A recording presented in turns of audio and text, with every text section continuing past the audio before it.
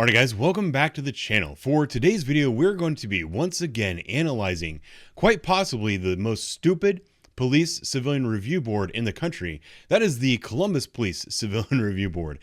Now, to be quite honest with you, I don't know if all civilian review boards are as stupid as the Civilian Review Board in the city of Columbus. This just happens to be the one that I have seen the most footage about. That's going to be the one we're talking about today. To be quite honest with you, I've kind of stopped watching the Civilian Review Board meetings because there's so much stupidity involved that it makes my blood pressure rise. It's actually become bad for my health to watch the Civilian Review Board meetings, so I've kind of given them a little break by, not watching them so often. But unfortunately, the other day I had a notification on my phone that the meeting was live. I opened up the notification and I saw this part of the meeting, and that's what we're going to be going over today.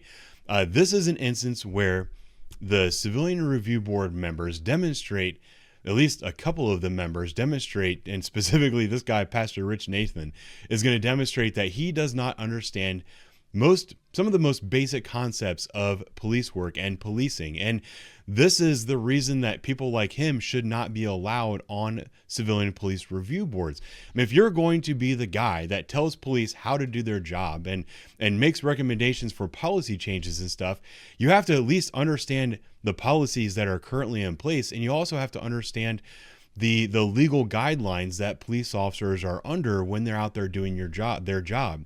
If you don't understand these most basic concepts, you need to shut your mouth and let the experts actually, do their job. And that, unfortunately, is something that is not happening in the city of Columbus. They're letting these guys that don't know anything about police work try to tell the police officers how to do their job. The specific topic we're going to cover today is whether or not a police officer can use force against an individual for committing a minor misdemeanor. And it's actually a little bit more expansive than that, but that's the question that they're basically asking here. And it's to be quite frank with you, it's a dishonest question. But this is also something that we see very often in the anti-police community. You'll see an officer go up and tell someone to stop. That person won't stop. They run. The officer then has a use of force on that person. They may become injured, whatever. And then what happens in the anti-police community is people get all up in arms and say, all he was doing is jaywalking. He didn't need to have a use of force against him. That's exactly what we're going to be analyzing today. Now, before I get too far ahead of myself, I want you to actually see the question that was posed by Pastor Rich Nathan in the Civilian Review Board. That way we're all on the same page. So without further ado, here is the case that Rich Nathan put up in front of the review board, and you get to hear the question from his own mouth. Then case number 876, an officer observed the complainant and his friend jaywalking. The officer tried to get them to stop. The friend stopped, but the complainant ran away. The officer caught him after he fell to the ground. The complainant got up, and the officer then tackled the complainant. The complainant resisted being handcuffed, finally was subdued by the officer. The result was force was used, but it wasn't excessive. The DIG finding was that it was unfounded. However, the DIG added a charge that during the tackling of the complainant, the officer used profanity, and so regarding the use of profanity, the charge was sustained.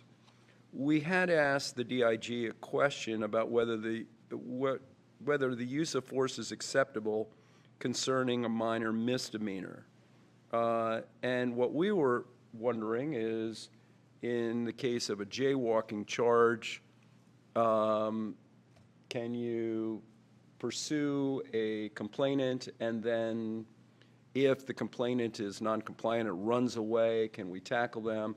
Or if the officer sees the complainant littering, and then the officer says, hey, stop, we're going to ticket you, but the complainant runs away, or the alleged offender runs away, and can the officer use any force to stop a fleeing complainant who's observed committing a minor misdemeanor.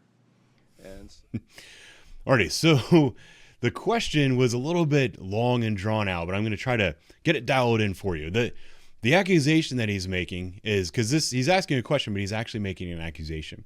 He's accusing officers of using force against people who have done nothing more than committed a minor misdemeanor offense.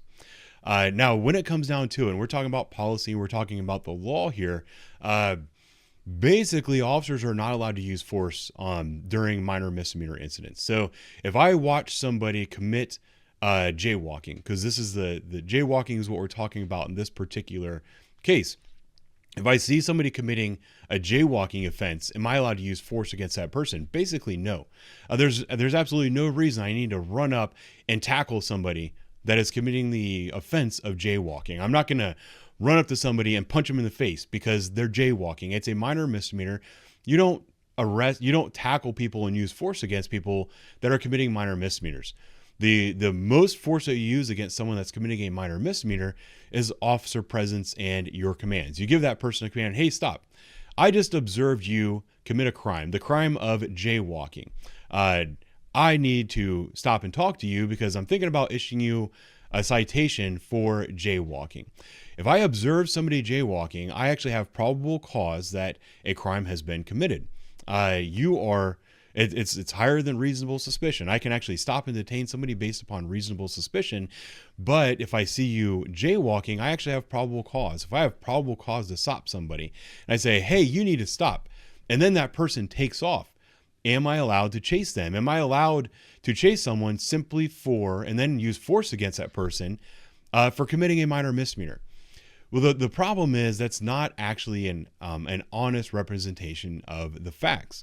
The reason being, if I tell you to stop, and like if I have probable cause to believe you've committed a crime and I tell you to stop and then you run, well, now you've committed a second offense. Then the second offense that you've committed is no longer a minor misdemeanor. And I've got a couple of examples here for you, and I want to bring those up. The question that Rich Nathan asked is actually very easy to answer. No, we don't use force against people who commit minor misdemeanors. But for instance, if you've committed a misdemeanor of the first degree, which is what we're going to go over now, I can use force in order to effect an arrest. And then the force that you use has to kind of match the degree of crime that person has committed. So if I see somebody jaywalking or littering or something, I say, hey, you need to stop. Come here. I need your information. I just watched you commit a crime. And then that person takes off. Well, what have they done?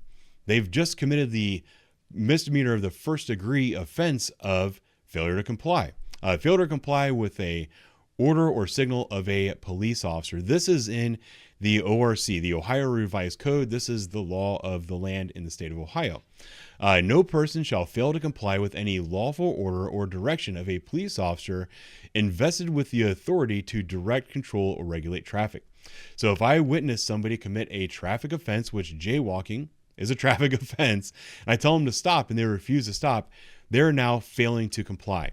I will then chase after that person, and if I have to tackle them and use low levels of force in order to effect an arrest on that person, that's okay because they have now committed an arrestable offense. This is a misdemeanor of the first degree, which is punishable by, 9 months in jail. Not that they would ever get that.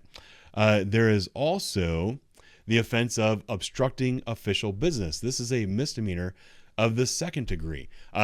Quite frankly, when people run from the police, this is generally what we charge them with. At least this has been my experience, and this has been the training that I've received. Obstructing official business is a misdemeanor of the second degree. It says no person without privilege to do so, with purpose to prevent, obstruct, or delay the performance of a public official in any authorized act within the public official's official capacity shall do anything that hampers, impedes the public official's performance in that person's lawful duties. So if I am investigating the offense of jaywalking, I need to detain you in order to complete my investigation. I need to get your identification. If you run from me, you are now obstructing my official duties. I can now chase after you, use a reasonable amount of force to effect an arrest on you, you will then be taken, well, you can be taken to jail. So this stuff where these people, I've got his picture up right here, where these people say, hey, are you allowed to use force against someone that's done nothing more than commit a minor misdemeanor offense? The answer is no. But the minute that you run or flee, you have committed something more than a minor misdemeanor. Fortunately for the review board, they have attorneys on hand. I don't have a picture of them up. You know what I'll do? I'll screenshot it and I'll put it in the video during my editing. This guy, his name is Tobin. I forget his first name. But he actually used to be a prosecutor for the city of Columbus, spent 26 years as a prosecutor. He's going to go ahead and educate them basically on exactly what I said. Let's watch him respond to Rich Nathan and answer his question. Although, well, I'll get to that in a minute. This is the attorney with prosecuting experience actually informing Rich Nathan of what happens in reality. I mean, I can offer in my 26 years as being a prosecutor, no officer wants to use force. None. It becomes necessary as any particular stop moves forward, depending on what's happening in real time, and it's fluid, and they have to make these assessments in real time very quickly. I've seen over the course of my career many times where minor misdemeanor offenses have escalated to jailable offenses, such as a 4th-degree misdemeanor disorderly conduct, a criminal trespassing, a assault even, a failure to comply. I mean, there's lots. Well, there would be a failure to comply if the person ran.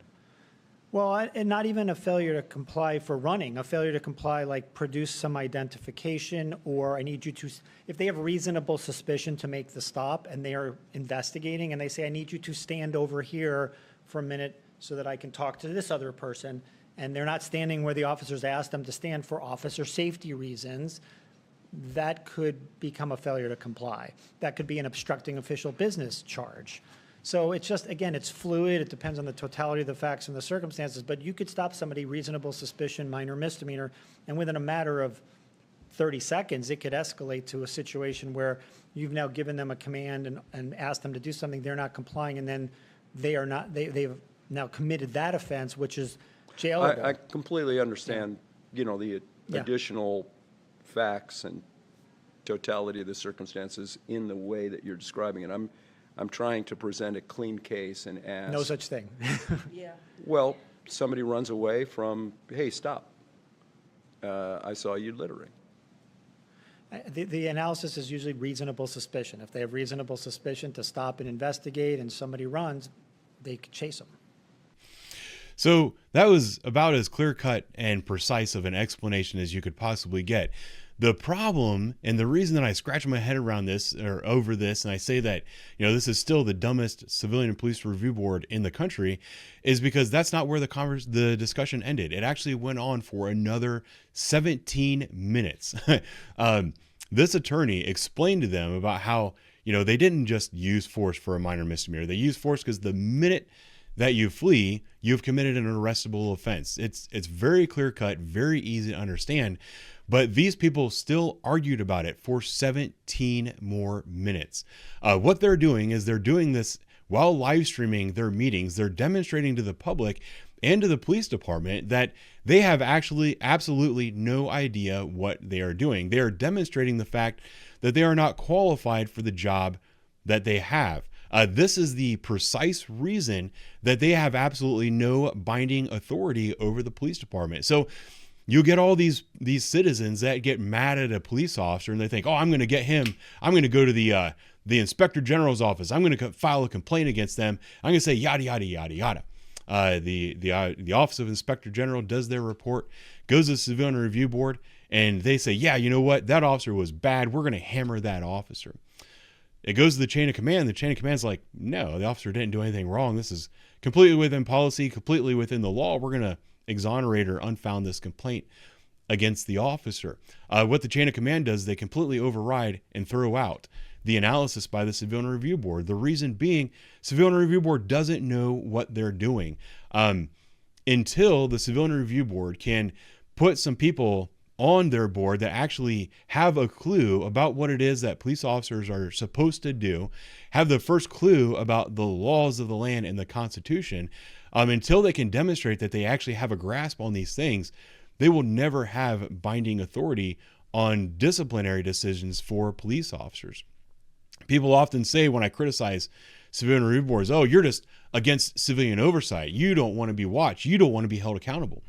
The stuff that's happening with this civilian review board, this has nothing to do with civilian oversight or accountability. This is a bunch of people that don't have the first clue about the job, telling the experts that they're doing the job wrong.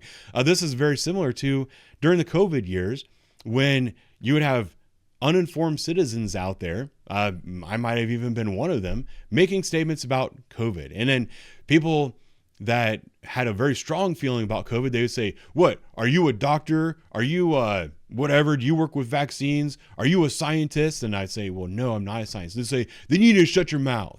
The people that were making that same argument are the ones that are on these civilian review boards trying to tell the police officers that they don't know how to do their job, when in reality, it's the civilian review board that doesn't know how to do their job.